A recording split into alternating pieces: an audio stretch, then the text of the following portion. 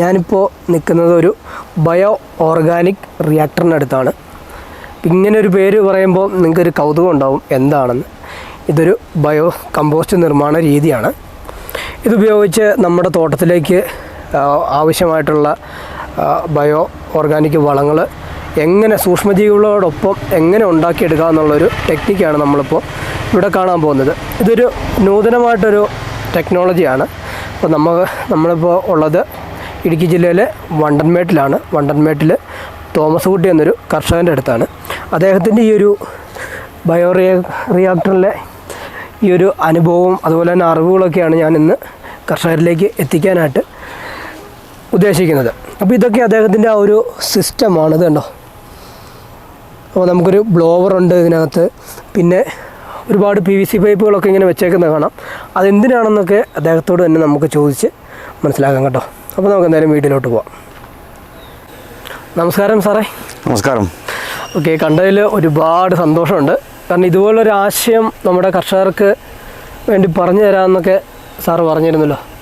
അപ്പോൾ നമ്മൾ പരിചയപ്പെട്ടിട്ട് ഒരു വർഷമായി. ഓക്കെ, ആദ്യം തന്നെ സാറിനൊന്ന് പരിചയപ്പെടുത്താമോ? എൻ്റെ പേര് തോമസ് കുട്ടി, മുണ്ടമറ്റം കപ്പാടാണ് താമസിക്കുന്നത്. കാഞ്ഞിരപ്പള്ളി, വണ്ടമ്മേട്, ഏലത്തോട്ടമുണ്ട്. അപ്പോൾ എന്തുകൊണ്ടാണ് ഈ ഒരു സിസ്റ്റം ഇല്ലേ, നമ്മുടെ ഓർഗാനിക് ബയോ റിയാക്ടർ എന്നാണ് പേര് കൊടുത്തിരിക്കുന്നത്.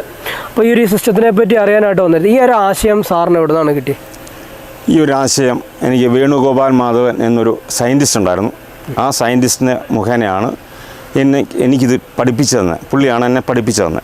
ഒരു വർഷക്കാലം പുള്ളി എൻ്റെ കൂട്ടത്തിൽ ഇവിടെ ഉണ്ടായിരുന്നു. അങ്ങനെ പുള്ളിയുടെ നേതൃത്വത്തിൽ ഞാൻ 2 പ്രാവശ്യം ഇവിടെ കമ്പോസ്റ്റ് ഇട്ടു. അങ്ങനെ ഓരോ പ്രാവശ്യം ഒന്നിനൊന്നിനും മെച്ചമായിട്ടാണ് വരുന്നത് തോന്നുന്നു. അങ്ങനെ ഓരോ പ്രാവശ്യം ഇതിനകത്ത് ചേർക്കുന്ന കണ്ടൻറ്റ് അനുസരിച്ചിരിക്കും ഇതിൻ്റെ റിസൾട്ട് എന്ന് പറയുന്നത്. ഒരു പ്രാവശ്യം ചേർക്കുന്ന സാധനമല്ല അടുത്ത പ്രാവശ്യം ചേർക്കുന്നത്. അങ്ങനെ ആണ് ഞാനിത് 3ാമത്തെ ടേണാണ് ഞാനിപ്പോൾ ഇത് ഇടുന്നത്. അപ്പോൾ സാറേ, നമുക്ക് ഈ ഒരു ബയോ റിയാക്ടർ എന്നുള്ളൊരു ആശയത്തിലേക്ക് നമ്മൾ വേണുഗോപാൽ സാറിൻ്റെ അടുത്ത് എത്തി. അപ്പോൾ സാറ് പൂർണ്ണമായിട്ടും ജൈവകൃഷിയായിരുന്നു ചെയ്തിരുന്നത്? ആദ്യം എല്ലാ വളങ്ങളും ചെയ്യുമായിരുന്നു. ഇപ്പോഴും പോളിയാറൊക്കെ ചെയ്യുന്നുണ്ട്. ഉള്ള കാര്യം തുറന്നു പറയണമല്ലോ. അതെ. നമ്മൾ പകുതി മറച്ചു വെച്ച് പറഞ്ഞിട്ട് കാര്യമില്ല. ഞാൻ ഇതിൻ്റെ അകത്ത് മണ്ണിലാണ് മെയിനായിട്ട് ശ്രദ്ധിക്കുന്നത്. മണ്ണിൽ നന്നായിട്ട് കമ്പോസ്റ്റ് കൊടുക്കുക, അതിൽ ഏറ്റവും നല്ല കമ്പോസ്റ്റ് ഉണ്ടാക്കുക എന്നുള്ള തിയറിയാണ് ഞാൻ അന്വേഷിച്ച് കണ്ടെത്താൻ ശ്രമിച്ചത്. അങ്ങനെ അന്വേഷിച്ച് ചെന്നപ്പോഴാണ് എനിക്ക് ഈ വേണുഗോപാൽ സാർ ഒരാളെ, പാലക്കാടുകാരനാണ്, ഒരു സയൻറ്റിസ്റ്റാണ്. പുള്ളി എനിക്ക് ഇതിനെപ്പറ്റി പഠിപ്പിച്ചു തരാൻ പറഞ്ഞ് ഇവിടെ വന്ന് എന്നെ ഒരു വർഷക്കാലം നമ്മളോടത്തിൽ നിന്ന് ഇതെല്ലാം കാണിച്ചൊക്കെ തന്നായിരുന്നു. അങ്ങനെയാണ് എനിക്ക് 100% ധൈര്യമായി ഇത് ചെയ്യാനായിട്ട്. ഇത് ഞാൻ 2 വർഷക്കാലം കാട്ടിക്കൊണ്ട് ഇട്ടു. അതിൻ്റേതായ റിസൾട്ട് ഉണ്ടെന്നുള്ളൊരു ബോധ്യം എനിക്കുണ്ട്. എന്നുകൊണ്ട് ഇതൊക്കെ വളരെ സഡനായിട്ട് ഇതുകൊണ്ടാണെന്ന് ഞാൻ ഉറപ്പിച്ച് പറയല. കാരണം ഇത് വർഷങ്ങളോളം ചെയ്തെങ്കിൽ മാത്രമേ ഇതിൻ്റെ യഥാർത്ഥ റിസൾട്ട് നമുക്ക് കിട്ടുകയുള്ളൂ. അല്ല, അത് ഒരു പ്രാവശ്യം കൊണ്ട് ഇട്ടിട്ട് പിറ്റേ ദിവസം അതിൻ്റെ റിസൾട്ട് കിട്ടിയെന്നൊന്നും ഞാനൊന്നും പറയത്തില്ല. ഇതിപ്പോൾ എത്ര വർഷമായി നമ്മൾ ചെയ്യാൻ തുടങ്ങിയിട്ട്? ഇത് 3ാമത്തെ സെറ്റാണ് ഞാനിപ്പോൾ ഇടുന്നത്. 3 വർഷമായി. ഇത് 3ാമത്തെ ആണ്. 2 ഇട്ടു, ഇത് 3ാമത്തെ. ഓക്കെ. അപ്പോൾ ഈ 3 വർഷക്കാലം ഉണ്ടായ ആ ഒരു മാറ്റം വെച്ചിട്ടാണ് ഇപ്പോഴും ഒരു കോൺഫിഡൻസ് നമുക്ക്? തീർച്ചയായിട്ടും അതിനെന്തെങ്കിലും ഒരു മാറ്റം ഉണ്ടായിട്ടുള്ളൂ. ഞാൻ ഇത്രയും വീണ്ടും മെനക്കിടുന്നത്. അപ്പോൾ ഇതിനകത്ത് മെയിൻ ഇൻഗ്രീഡിയൻ്റ് എന്താണ്? മെയിൻ ഇൻഗ്രീഡിയൻ്റ് എന്ന് പറഞ്ഞാൽ ചാണകം, കോഴിക്കാഷ്ടം, ചകിരിച്ചോറ്. ഓക്കെ. അപ്പോൾ ഈ കോഴിക്കാഷ്ടം, ചാണകമൊക്കെ ഇതിനകത്ത് മെയിൻ ഇൻഗ്രീഡിയൻ്റ് ആയിട്ട് വരുമ്പോൾ എന്തുകൊണ്ട് നമുക്കത് ഡയറക്റ്റ് അപ്ലൈ ചെയ്തുകൂടാ? എന്തുകൊണ്ട് കമ്പോസ്റ്റ് ചെയ്തെടുക്കുന്നു? അപ്പോൾ ഒരു താരതമ്യം കാണുമല്ലോ. അപ്പോൾ അതിൻ്റെ എന്ത് പഠനം നടത്തിയപ്പോഴാണ് ആ ഒരു വ്യത്യാസം നമുക്ക് മനസ്സിലായി? തീർച്ചയായിട്ടും ഇത് ഒറ്റയ്ക്ക് ഇടുന്നതിലും ഏറ്റവും ബെറ്ററായിട്ട് തോന്നിക്കുന്നത് ഇത് കമ്പോസ്റ്റ് ആക്കുക എന്നുള്ളൊരു തിയറിയാണ് എല്ലാവരും പറയുന്നത് ഞാൻ ശ്രദ്ധിച്ചത്. അപ്പോൾ ഇതെങ്ങനെ കമ്പോസ്റ്റ് ഉണ്ടാക്കാം എന്നതിനെപ്പറ്റി അന്വേഷിച്ചപ്പോൾ പലരും പല മെത്തേഡാണ് പറഞ്ഞിരുന്നത്. ചിലർ പറയുന്നത് 15 ദിവസം കൂടുമ്പോൾ വെട്ടി ഇളക്കി കൂട്ടണം. അങ്ങനെ പല മെത്തേഡുകൾ വന്നപ്പോഴും എനിക്കൊന്നും അത്ര ഇത് തോന്നിച്ചില്ല നല്ലതായിട്ട്. അവസാനമാണ് വേണുഗോപാൽ സാറ് ഇങ്ങനൊരു ഐഡിയ പറയുന്നത്. കാരണം പൈപ്പ് വെച്ച് എയർ സർക്കുലേഷൻ കൊടുത്ത് ഓക്സിജനെ ഈ കമ്പോസ്റ്റ് യൂണിറ്റിനകത്ത് കംപ്ലീറ്റ് ഓക്സിജൻ കൊടുത്തെങ്കിൽ മാത്രമേ ബാക്ടീരിയ മൾട്ടിപ്ലൈ ആവുള്ളൂ. അങ്ങനൊരു തിയറി വന്നുകൊണ്ടാണ് ഞാൻ ഇത് ചെയ്യാൻ തീരുമാനിച്ചത്. ഇത് വളരെ എളുപ്പമുള്ളൊരു മെത്തേഡുമാണ്. കാരണം ഇത് വെട്ടി ഇളക്കണ്ട. അങ്ങനെ വരുമ്പോഴത്തേക്കും ഈ പൈപ്പ് സെറ്റ് ചെയ്യാൻ വേണ്ടിയിട്ടാണ് സാറ് എന്നെ ഇത് കാണിച്ചു തരുന്നത്. അത് എങ്ങനെയാണ് ഈ പൈപ്പ് സെറ്റ് ചെയ്യുന്നത് വെച്ചാൽ 3x3 അടി നീളം, 4 അടി ഹൈറ്റ്, അതിന് അകത്ത് T എൽബോ ഇട്ട് 30 അടി നീളത്തിൽ ഈ പൈപ്പ് ഞാൻ ഉണ്ടാക്കി. അതിൽ ഓരോ പൈപ്പിനും 4 സൈഡിൽ നിന്ന് 2 ഇഞ്ച് അകലത്തിൽ ഹോളിടണം. എന്നുവെച്ചിട്ട് ബാക്കി എല്ലാ ഭാഗവും ക്ലോസ് ചെയ്തിട്ട് ഒരു എൻഡ് മാത്രം ഓപ്പൺ ചെയ്യണം ഏറ്റവും അടിയിൽ. അവിടെയാണ് ബ്ലോവർ വെക്കുന്നത്. Okay okay. അതിനുവേണ്ടിയാണ് ഈ മുകളിലെല്ലാം അടച്ചു വെച്ചിരിക്കുന്നത്. അങ്ങനെ ആണ് ഇത് തുടക്കം ചെയ്യാൻ തീരുമാനിച്ചിരിക്കുന്നത്. അങ്ങനെ ആദ്യം ഇതിനകത്ത് ചേർത്ത കാര്യങ്ങൾ പറഞ്ഞാൽ പച്ചില ചേർക്കാം, കരികില ചേർക്കാം, ചാണകം ചേർക്കാം, കോഴിക്കാഷ്ടം ചേർക്കാം, ആട്ടിൻകാഷ്ടം ചേർക്കാം. എനിക്കിന് ഏലച്ചോറുള്ളതുകൊണ്ട് എനിക്ക് ഇഷ്ടംപോലെ പൂവുണ്ടായിരുന്നു, ഏലത്തിൻ്റെ പൂക്കളുണ്ടായിരുന്നു. അത് ഇതിനകത്ത് നിറയെ ചേർത്തിട്ടുണ്ട്. ചകിരിച്ചോറ് ചേർത്തിട്ടുണ്ട്, കടലപ്പിണ്ണാക്ക് ചേർത്തിട്ടുണ്ട്, വേപ്പുമുണ്ണാക്ക് ചേർത്തിട്ടുണ്ട്, പൊട്ടത്തോട് ചേർത്തിട്ടുണ്ട്, പിണ്ണാക്ക് പൊടി ചേർത്തിട്ടുണ്ട്. അങ്ങനെ കൈ കിട്ടുന്നത് എന്തും ചേർക്കാം. ഇതൊക്കെ നാമമാത്ര അളവ് മതി. ഒത്തിരി അളവ് ചേർത്താൽ കയ്യിൽ നിന്ന് പൈസ പോകും. കൂടുതലല്ല. ഇതെല്ലാം ഒരു 50 കിലോ വെച്ചാണ് ഞാൻ ചേർത്തിരിക്കുന്നത്. ബാക്കിയുള്ളത് ടൺ കണക്കിന് ചേർത്തിട്ടുണ്ട്. കോഴിക്കാഷ്ടം ഒരു 250 ചാക്ക് കോഴിക്കാഷ്ടം ചേർത്തിട്ടുണ്ട്. അപ്പോൾ ഒരു 5 ടണ്ണ് അടുത്ത് വരും. ചാണകം ഒരു 2 ടണ്ണ് ചേർത്തിട്ടുണ്ട്. ചകിരിച്ചോറ് 1 ടണ്ണ് ചേർത്തിട്ടുണ്ട്. അങ്ങനെ എല്ലാം ചേർത്ത് വരുമ്പോഴത്തേക്ക് ഒരു 10 ടണ്ണാണ് വരുന്നത്. പിന്നെ ബാക്കിയുള്ളത് മൈക്രോവിൻ്റെ വളർച്ചയ്ക്ക് വേണ്ടിയിട്ടാണ് നമ്മൾ പിണ്ണാക്ക് ഐറ്റം കൊടുത്തിരിക്കുന്നത്. അത് വളമാണെന്ന് കണക്കൂട്ടണ്ട. മൈക്രോവിൻ്റെ മൾട്ടിപ്പിൾ നടത്താൻ വേണ്ടിയിട്ടുള്ള അവർക്കുള്ള ഭക്ഷണമാണ് അങ്ങനെയുള്ള സാധനം കൊടുക്കുന്നത്.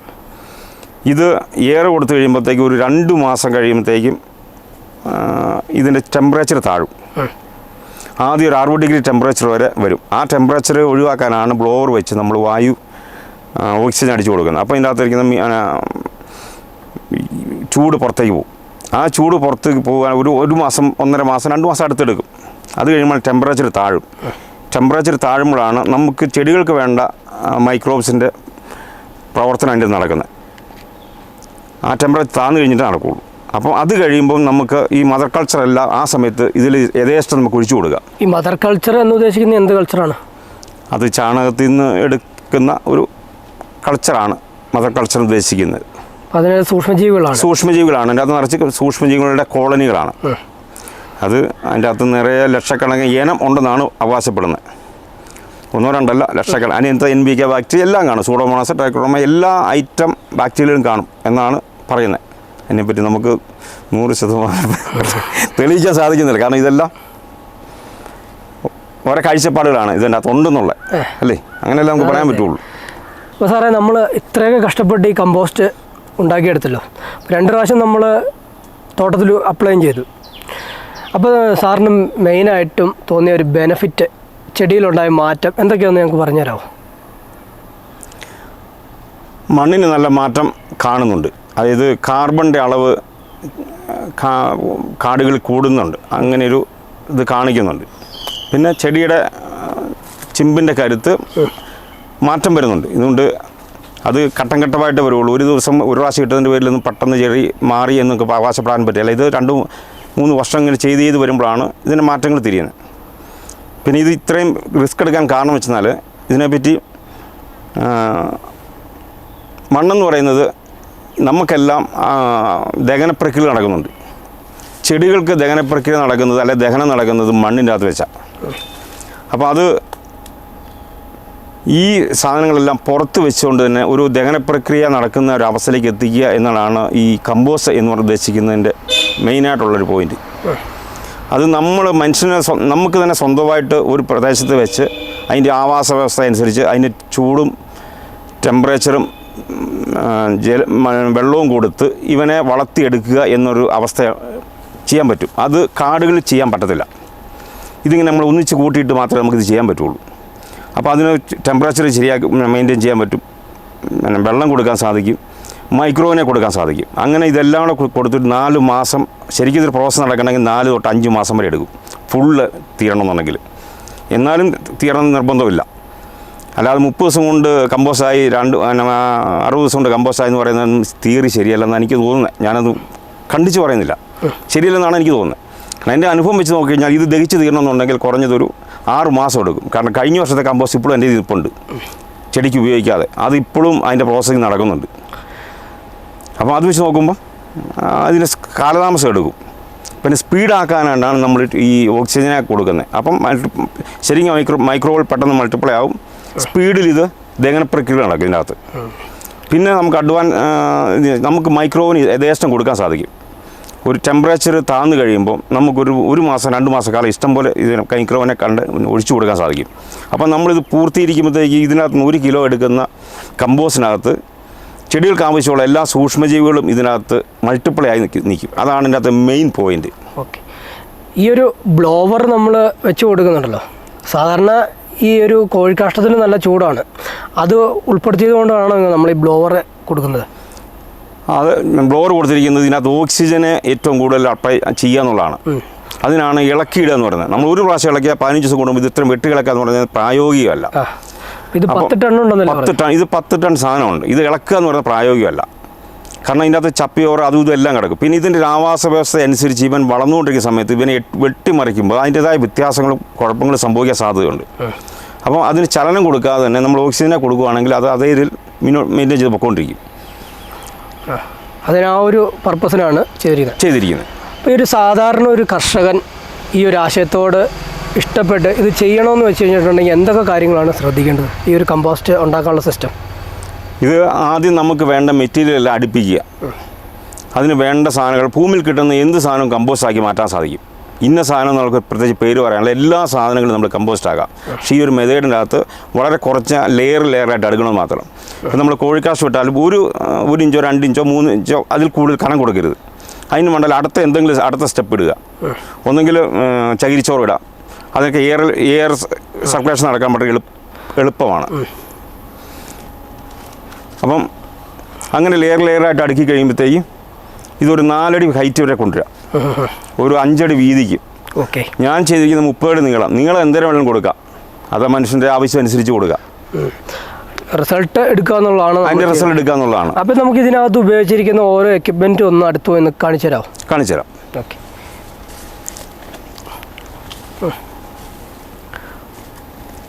ഇത് ഞാൻ പൊട്ടിക്കട്ടെ? പൊട്ടിച്ചു. ഇതാണിത് ഇതിൻ്റെ അവസ്ഥ. ഇപ്പോൾ ചൂട് ടെമ്പറേച്ചർ ഭയങ്കര ടെമ്പറേച്ചറാണ്. ഇത് നമുക്ക് തൊടാൻ പറ്റുന്നില്ല. ഇതൊരു 70 ഡിഗ്രി ടെമ്പറേച്ചർ വരും ഇത്. ഓക്കെ, ഇതിൻ്റെ അകത്ത് ഇത് ഇത്ര നേരം നമുക്ക് കൈ വെക്കാൻ പറ്റുള്ളൂ. അത്രയും തീയാണ് ഇതിനകത്ത്. മുട്ട വെത്ത ഇതുണ്ട്. ഇത് ഇങ്ങനെ ഇതുണ്ട്. പല സാധനങ്ങൾ കിടക്കും. ഇതെല്ലാം ദഹിച്ച് തീരണം. ഇതെല്ലാം ദഹിച്ച് ചോക്ലേറ്റ് പരുവത്തിലാണ്. ശരിക്കും 6 മാസം കഴിയുമ്പം ഇതെല്ലാം ദഹിച്ച് തീർന്ന ചോക്ലേറ്റ് പോലെ അതിൻ്റെ ബ്രൗൺ കളറിൽ വരും. എല്ലാം മിക്സ് ആയിട്ടല്ലേ? എല്ലാം മിക്സ് ആയിട്ട്. ഓക്കെ. അപ്പോൾ ഈ ഒരു ടെമ്പറേച്ചർ ഇതിൻ്റെ നനവെന്ന് പറയുന്നത് ഈ ഒരു പിഴിഞ്ഞാൽ ഇങ്ങനെ പിഴിഞ്ഞാൽ വെള്ളം നനഞ്ഞ് നിൽക്കണം. ഓക്കെ, എന്നാൽ ഒരുപാട് ആവാനും പാടില്ല. ഈ അവസ്ഥയിൽ വേണം ഇത് നിൽക്കാൻ. ചെറിയൊരു നനവ് മതിയല്ലേ? ചെറിയൊരു നനവ്. ആ നനവ് എപ്പോഴും മെയിൻറ്റെയിൻ ചെയ്ത് പൊയ്ക്കൊണ്ടിരിക്കണം. ഓക്കെ. പിന്നെ ഞാനൊരു സൗന്ദര്യത്തിന് വേണ്ടിയാണ് ഇതിന് പുറത്ത് ഇങ്ങനെ ചകിരിച്ചോറല്ലേ? ചകിരിച്ചോറ് നടത്തിയിരിക്കുന്നത്. പിന്നെ ഇതിന് വെള്ളം നിൽക്കുമല്ലേ? പിന്നെ ഇതിൻ്റെ മണ്ടയിൽ എന്നും എല്ലാ ആഴ്ചയിലും പച്ചച്ചാണകം കലക്കി ഒഴിച്ചാൽ ബെറ്റർ ആയിരിക്കും.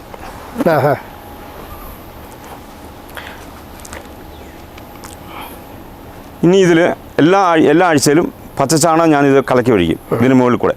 അപ്പം മൈക്രോവിൻ്റെ അളവ് കൂടിക്കൊണ്ടേയിരിക്കും, ചാണകത്തിലുള്ള മൈക്രോവുകൾ.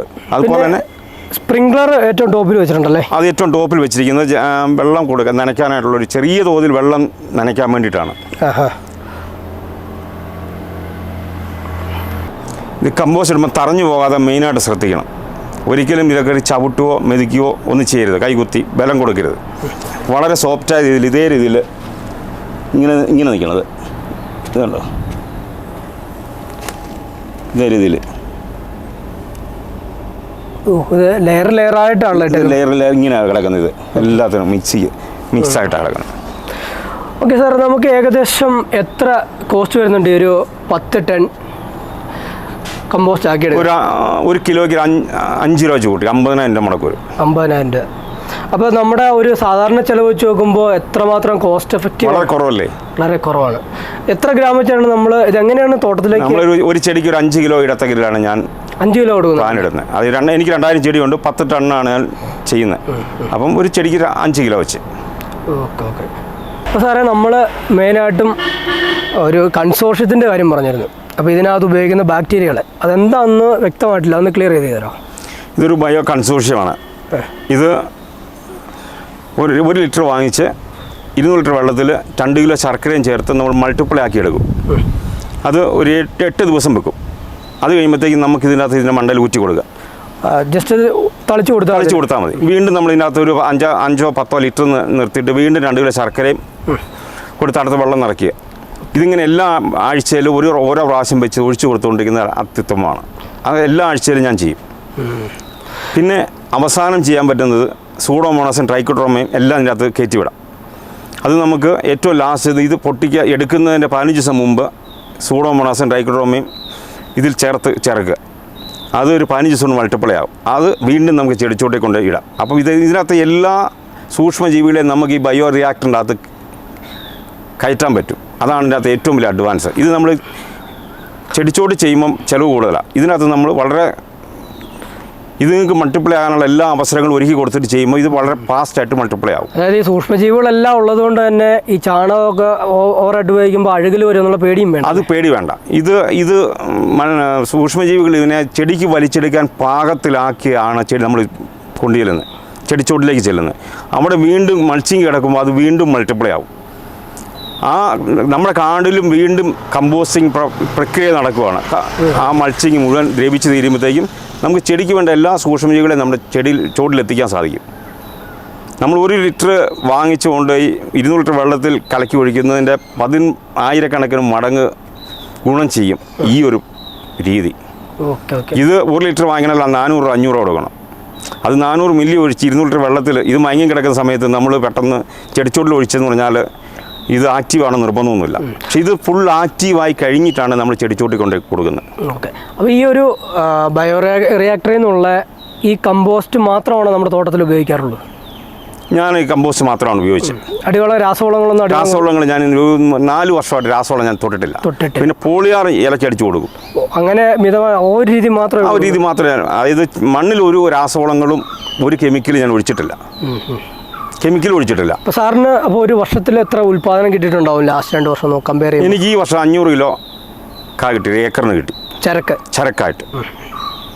അത് എൻ്റെ കണക്കൂടൽ നല്ല വരുമാനം. കാരണം ഞാൻ ഇത്രയും കാലം അത്രയൊന്നും എടുത്തിട്ടൊന്നുമില്ല. ഇത് എടുത്ത് തുടങ്ങിക്കഴിഞ്ഞപ്പോഴാണ്. അതുമല്ല എൻ്റെ അഡ്വാൻസ് വെച്ചാൽ അടുത്ത വർഷം ചെടി മോശമാകാതെ നിൽപ്പുണ്ട്.